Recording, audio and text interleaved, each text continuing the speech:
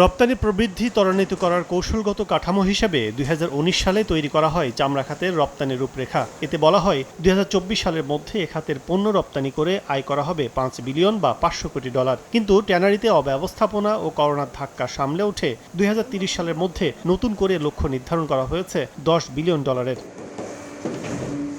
তবে গদবাঁধা এসব টার্গেটের বাস্তবতা বেশিরভাগই ফিকে। ইপিবির তথ্য 2022-23 অর্থ বছরে এ খাতে আয় হয় $122 কোটি 36 লাখ।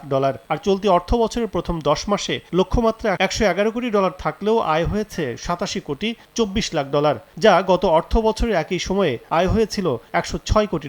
আগের বছরের চেয়ে চলতি বছরে আয় কমেছে $25 কোটি।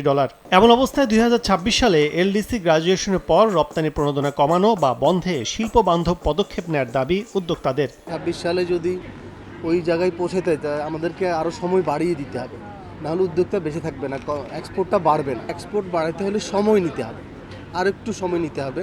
স্বাস্থ্য এবং স্বাদের মধ্যে চমৎকার একটা ব্যালেন্স করে পীর প্রিমিয়াম আয়োডাইজড লবণ। কোভিডের পরে আমরা খুব স্ট্রাগল করছি, যারা আমরা ছোট এবং মাঝারি শিল্প আছি, তো সেই ক্ষেত্রে আমরা চাই যে সরকার থেকে কোনো ইনসেন্টিভ যদি দেওয়া হয়, লাইক কোনো মানে সফট লোন দেওয়া হয়, সেগুলোর ক্ষেত্রে আমার মনে হয় অনেক উপকার হয়। অর্থনীতিবিদরা বলছেন রপ্তানি পণ্য বহুমুখীকরণে আসন্ন বাজেটে বরাদ্দ দিতে হবে চামড়া শিল্পে। আমাদের এখন এই মুহূর্তে বিদেশ থেকে চামড়া আমদানি করে পাদুকা শিল্পটা চালাতে হচ্ছে। তো এই অবস্থাটা কিন্তু আসলে সহনীয় নয়। আমি মনে করি যে এই চামড়া শিল্পের জন্য একটা নতুন ধরনের কোনো ঘোষণা দরকার এই বাজেটে। বর্তমানে জিডিপিতে চামড়া খাতের অবদান 1%-এরও কম। রপ্তানির লক্ষ্য পূরণ সম্ভব হলে বিশ্বে বাংলাদেশ এ খাতে শীর্ষ 10-এ উন্নীত হবে বলে মনে করে বাণিজ্য মন্ত্রণালয়। কাজল আব্দুল্লাহ, সময় সংবাদ, ঢাকা।